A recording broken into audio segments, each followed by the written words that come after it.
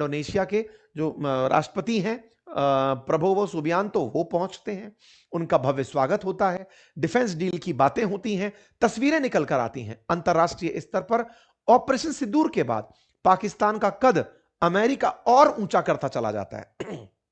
दुनिया अमेरिका द्वारा मिली इनकी इज्जत को देखकर इनके और प्रभाव में आती है कि जब अमेरिका इतनी इज्जत इन्हें दे रहा है तो सऊदी साथ चला आता है, तुर्की साथ चला आता है, लीबिया, सूडान, इंडोनेशिया, कि चलो भाई इनके साथ में हम डिफेंस पैक्ट कर सकते हैं।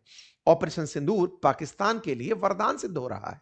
पाकिस्तान उसे इस तरह से समझ रहा है कि हमारे पास में भारत द्वारा एक्सेप्ट ना किया जाना हमारी विन है। भारत ने फाइटर जेट्स की संख्या को इसलिए क्लेम नहीं किया, देखिए बड़ा इंटरेस्टिंग है, फाइटर जेट्स नहीं गिरे ये हमने नहीं बोला, हमारे डिफेंस चीफ कहते हैं कि 6 नंबर गलत बोल रहे हो। हमारी तरफ से प्रवक्ता बोलते हैं कि ये अभी आंसर देने वाली बात नहीं है, हमारे पायलट सुरक्षित आ गए। यानी कि आप अधूरा सत्य जो रख रहे हैं वो संदेह पैदा करता चला गया।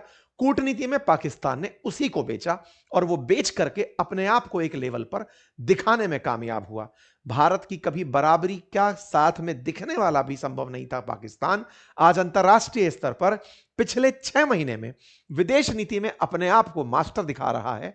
और भारत जिसके पास सब कुछ है, विदेश के साथ विदेशी संबंध, फॉरेक्स रिजर्व, दुनिया की 5th लार्जेस्ट इकोनॉमी, एकदम रॉक सॉलिड बढ़ता बाजार, सब कुछ है, उसके बावजूद वो इनके नैरेटिव जाल में फंस गया है। हमें इस विषय पर सोचने की आवश्यकता है। हमें सोचने की आवश्यकता है कि जिस तेजस ने पार्टिसिपेट नहीं किया वो कैसे मारा गया। मारा गया एक और डील में। आपको पता होगा दुबई के अंदर अभी एक शो हुआ था, दुनिया भर के फाइटर जेट्स को वहां पर शो के लिए भेजा गया था।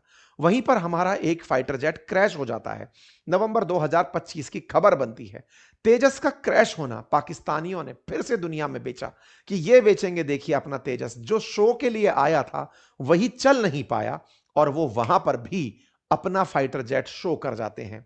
हमारा देश का पायलट चला जाता है, हमारा फाइटर जेट खत्म होता है और डील में अंतरराष्ट्रीय स्तर पर JF-17 प्रदर्शनी लगा देता है। विचारणीय है कि JF-17 में इंजन रशियन लगा है और तेजस में इंजन अमेरिकी है।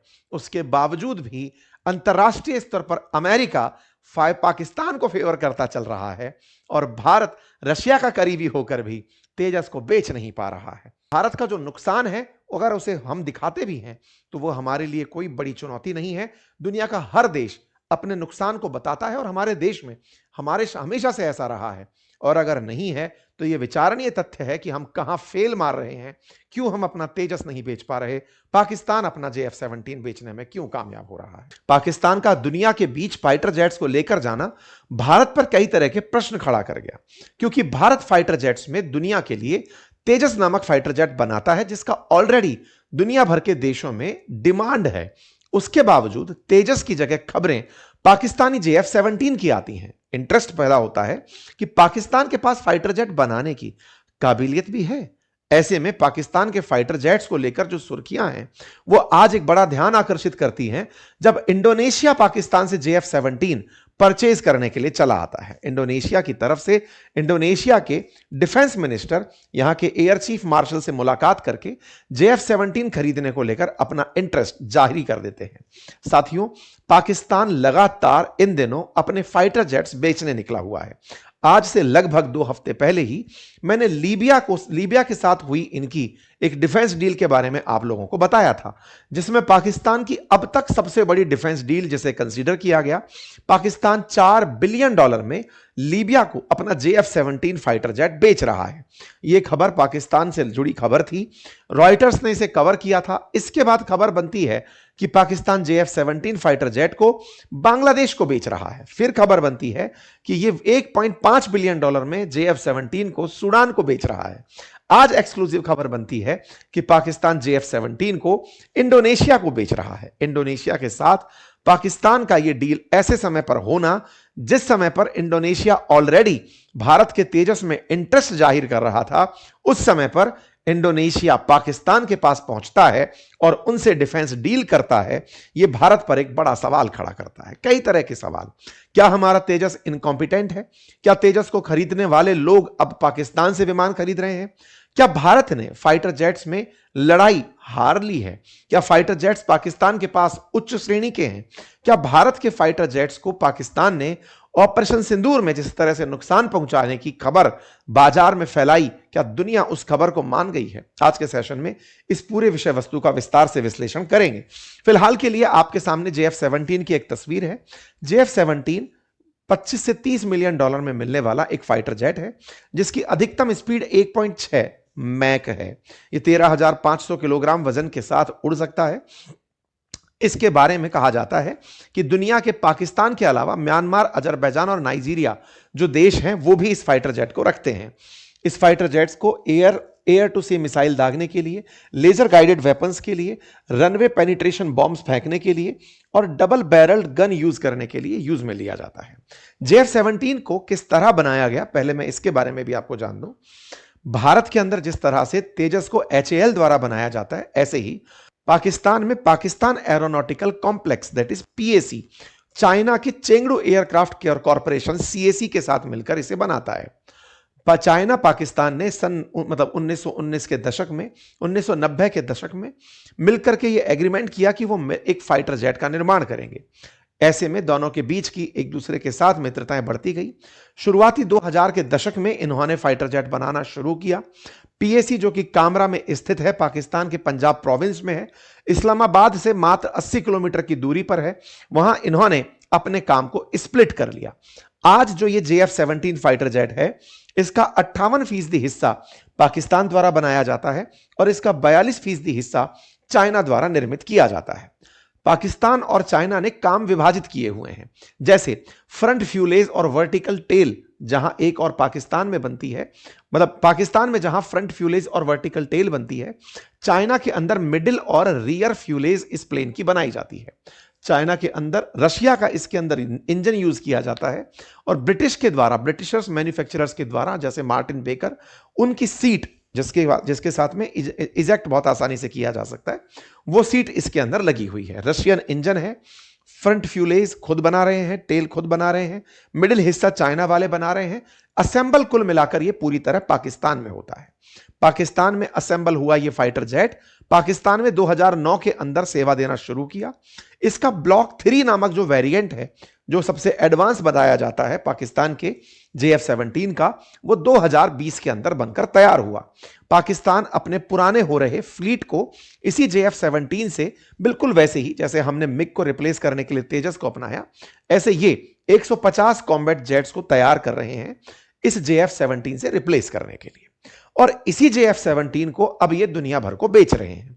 बेचने की खबर लेकिन जो सबसे ज्यादा निकल कर आना शुरू हुई वो ऑपरेशन सिंदूर के बाद हुई। इसीलिए एक बड़ा सवाल यह बनता है कि पाकिस्तान का इंटरनेशनल एक्सेप्टेंस इतना कैसे बढ़ा, या फिर फाइटर जेट्स के मामले में पाकिस्तान अल्टीमेटली दुनिया को क्या यह कहने में कामयाब रहा कि जो भारत के जो हमने फाइटर जेट गिराए थे वो हमारे JF-17 ने गिराए थे।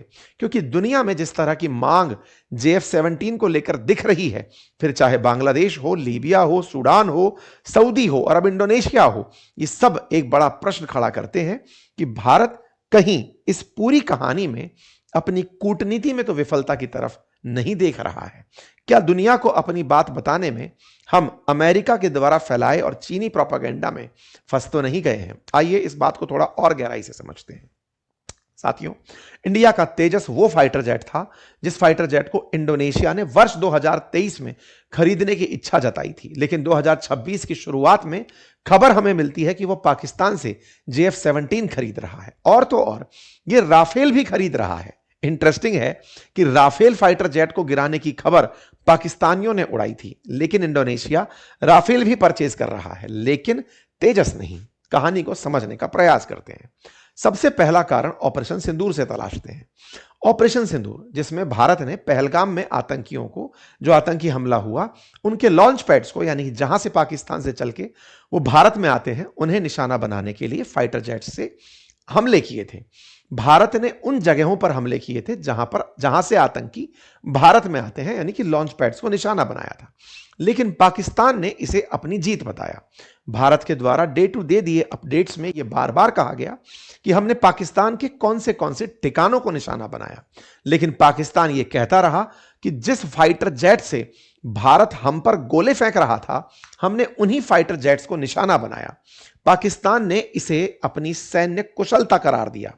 पाकिस्तान ने कहा कि हमने अपने फाइटर जेट्स से, अपनी मुस्तैदी से भारत के द्वारा जो भेजे गए फाइटर जेट्स थे उन्हें वहीं लौटा दिया और उन्हें गिरा दिया। यह सवाल मीडिया में जिस तरह से उठा, क्योंकि पाकिस्तान ने दुनिया भर में हमारे फाइटर जेट्स की बात की और अमेरिका लगातार उसको सपोर्ट करता चला गया। शुरुआती तौर में भारत के द्वारा फाइटर जेट्स के गिरने की बात को कबूल नहीं किया गया। भारत ने लगातार डिनाई किया। जब भी हमारे फाइटर जेट्स की गिरने की खबरें आई, हम हर बार यही कहते रहे कि यह फर्जी खबर है, इनका कोई औचित्य नहीं है।